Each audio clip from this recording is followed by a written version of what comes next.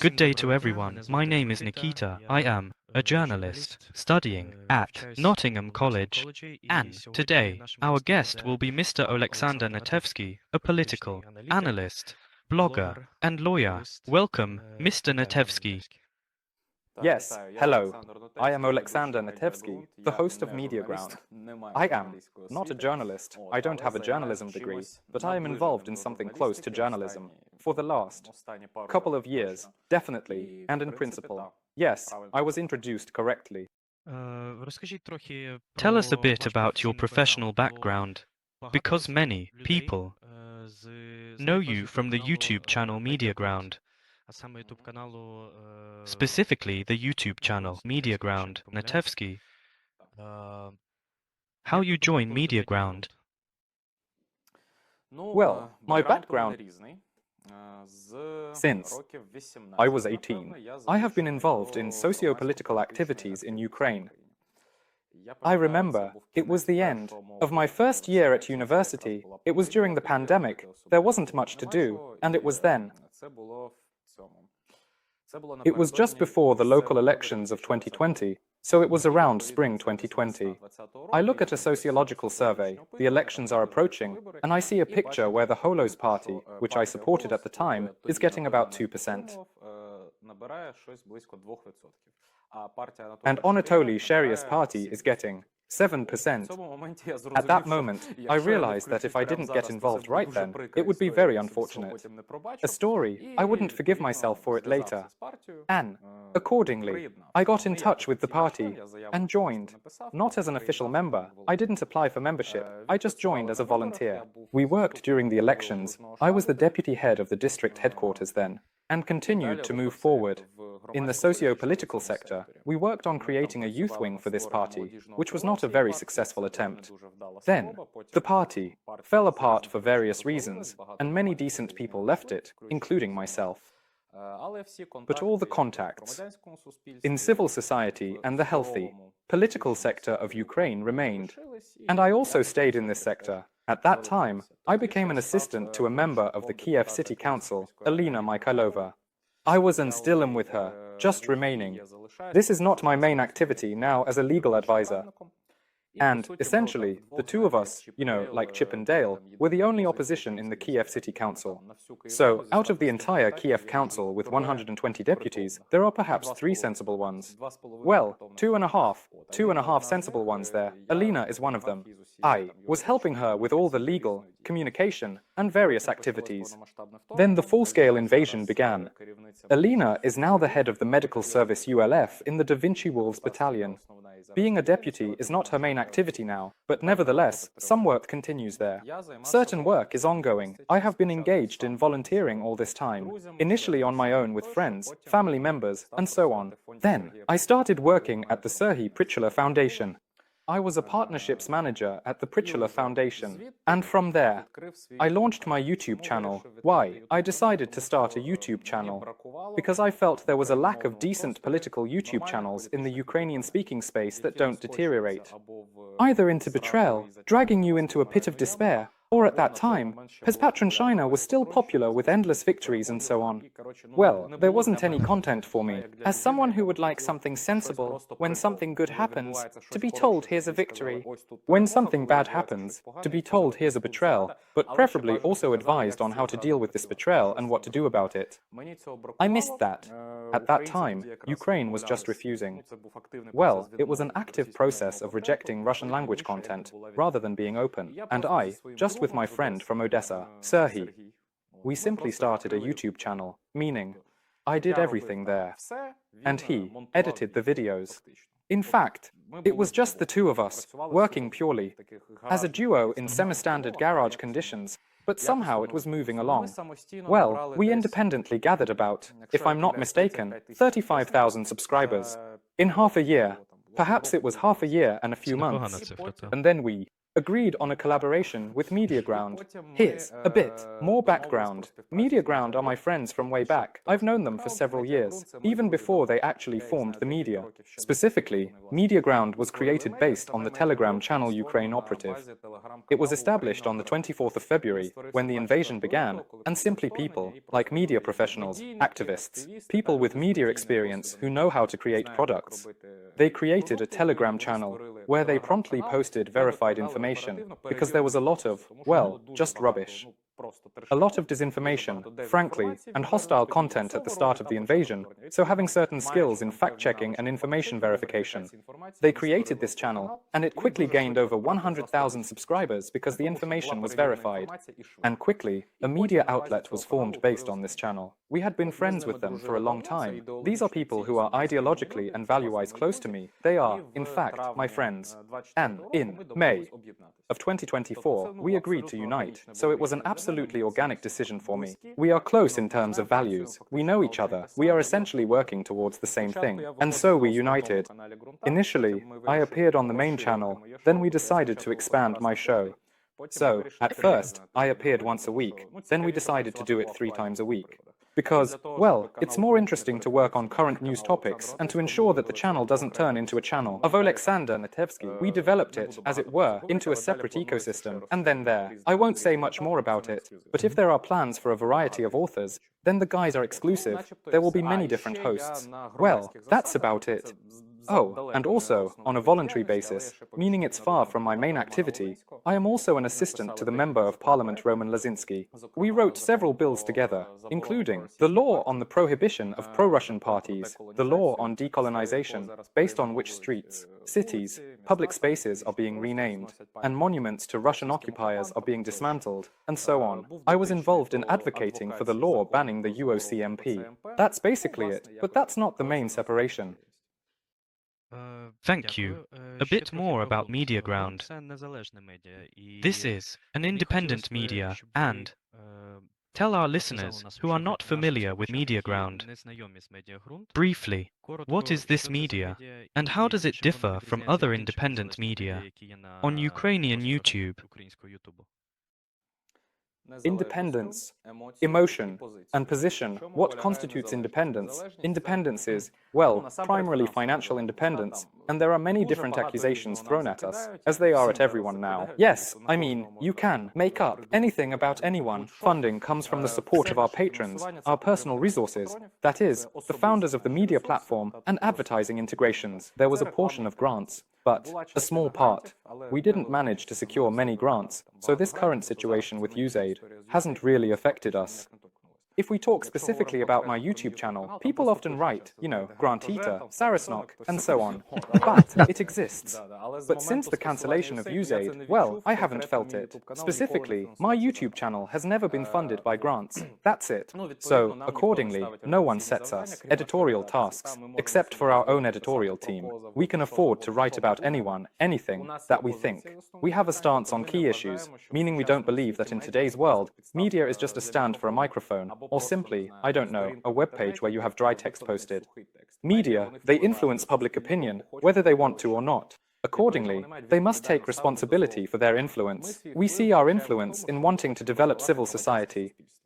This may sound pompous, ambitious, we're not there yet, but we aspire to be the voice of civil society, because we believe that this is essential for the development of any healthy state. Active citizens who care, who work towards the development of their state, who raise the alarm when necessary, who take responsibility when needed, and so on. And the emotion lies in the fact that we try to make it interesting. What are the main difficulties you have faced while working in independent media? And what are the main difficulties now, today? Well, the main difficulties are always related to resources. I am not responsible in our team for finances, for resources, for safety, but obviously, this is the main difficulty. Because if we took, for example, money, I'm not even talking about oligarchs or anyone else, just some online casino. We have a stop list of those from whom we do not take advertising. If we took money, for example, from an online casino, we could produce 3 times as much content. More, 3 times more. 3 times better quality. With high-quality equipment, the production would be full-scale. We would have many more journalists, simply much more capability. But, besides the desire to be independent, there is also a related desire to adhere to our principles. Therefore, accordingly, we decline many collaboration offers, and due to our principles, we often have to find ways around things. So, this is the main difficulty in balancing resources with goals. We always start from what needs to be done. The best product for the least resources. But this is a challenge for any independent media. We are not a unique story here. There are many like this in Ukraine, such as the market at the moment, unfortunately. It is, of course, in a better state than it was a few years ago, for example. But nonetheless, this market is still growing. By the way, I think I see a certain positive in the cancellation of the Grunt history. It was useful, it was necessary, but nonetheless, it's like a cold shower. If we are talking specifically about national independent media, because with regional ones it's more difficult, it's still a very niche story. Regional media, in principle, is very challenging. If we are talking about national ones that claim to be independent, it's a very good cold shower for them to test their effectiveness and to verify their actual necessity in the market. In the market, meaning if you can ensure your existence, if you can achieve some market competitiveness, prove that you are needed. And to your audiences and advertisers, you are interesting as a business partner. And if you want, in principle, if you prove your self-sufficiency, then everyone benefits from this. So, it's an unpleasant story, of course. But I believe that we will come out stronger from it, and I think it will positively affect the quality of the media market. How do you assess the Ukrainian media space today? Well, it depends on how you personally form it. I have created a feed for myself, if you can call it a bubble, in which I feel comfortable. Although, of course, due to the nature of my work, I am forced to monitor everything, not just what I find comfortable to read. Well, obviously, pessimistic views dominate. We have gone to the other extreme. You remember what the mood was like at the beginning of 2022. Now, we are at the other extreme of this pendulum. I absolutely do not share this view either. I do not believe that we are there. I do not believe that we all need to lie down in a grave. And even if our situation is more difficult than we would like, worse than we would like, it is merely a reason for us to pull ourselves together, to support the army more actively, to find strength within ourselves, to find our psychological resources, and so on. But overall, the media space is now, of course, focused around negativity. This is related to the work of the Russians. It is related to our mistakes, many of them from both our leadership and our society, accordingly. Well, it's absolutely clear where these sentiments are going. Nevertheless, I at least try to support. Well, I don't know, saying fighting spirit might be too much. Well, just supporting sanity. That is, I try, but I never tell people that everything is fine when it's not. I say, look, this is bad, but it could be so much worse, and from this bad situation, there are these kinds of solutions. Well, we'll get through it. This is what is currently lacking in the information space. How to join the ground team? Or is it possible? Or how to join any other independent media today? For young people, students, journalism, faculties, from universities, perhaps those who are thinking of returning from abroad, although there are few, unfortunately, those studying in Ukraine and would like to help. Look, I think this is, well, the answer here is almost universal for any profession, like where to knock, to get in. Again, I didn't study journalism, and now I don't work as a journalist. That is, I can be characterized as a political observer. I gather information, prepare it for a video blog, analyze it, and give some of my subjective conclusions. Some agree with them, some do not. It's all fine. We have democracy. If we are talking about journalism students, then perhaps there is some traditional career trajectory of careers. But, well, again, the advice is universal, everywhere, which I have tried and which works. Just knock. Well, I mean, how did I become the deputy head of an election campaign at 19? I just wrote on Facebook, I want to help somehow. They didn't refuse. I came, showed myself there in a couple of months, and then they put me in charge of coordinating. And there were many such situations throughout life. That is, all doors are open, really. You need to knock, and then they'll either let you in or not.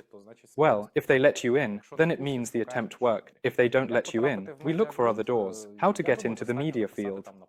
I think it's enough to write an email, send your CV, and talk about yourself. We will never refuse good, excellent, motivated personnel. I think it's more or less the same everywhere in the market. And this doesn't only apply to journalism. My main advice: turn off the imposter syndrome. Don't think that if you have little experience, you're not needed. Smart, efficient, hardworking, ambitious people are needed everywhere. They are needed everywhere. Just knock. Don't be afraid to take an opportunity, and everything will work out. And finally, what advice would you give to young people who are starting to make their mark in the Ukrainian YouTube space and media space in general? Just do. Make mistakes. Learn from your mistakes and do better. I watch my first videos when I was still without media ground. It's a nightmare, honestly. Sometimes I feel like hiding them, but I made a principled decision not to, so that this progress is visible. Plus, it was still my work. I'm not ashamed of it. We did it. We put effort into it. I believe it should be there. YouTube is a very competitive environment where you compete for people's attention. But to reach the point where you can capture that attention, draw a person into your funnel in a good way, and keep them as your viewer, you have to learn how to do it. There is no other way to learn except through practice. I was preparing to launch the channel for probably years, months, 8. It was a very long journey. I was thinking, reading, watching, analyzing. It was a useful period because I learned a lot in theory, theoretically. How to frame a shot, how to write scripts, how to speak on camera, how to create thumbnails. I learned a lot in theory. But still, this theory often falls apart when you move to practice. Here, the best advice is just to start doing it. Give yourself some basic theoretical preparation, but don't linger on it for too long. And just do. You can simply search on YouTube, guide on how to open a YouTube channel, and look for various directions for developing a YouTube channel. Absorb the basic information and just do it. That's the best advice. Alright, thank you for joining us today. We were joined by Mr. Oleksandr Notevskiy. Thank you. And hope to see you again. See you again. Have a great day. Thank you.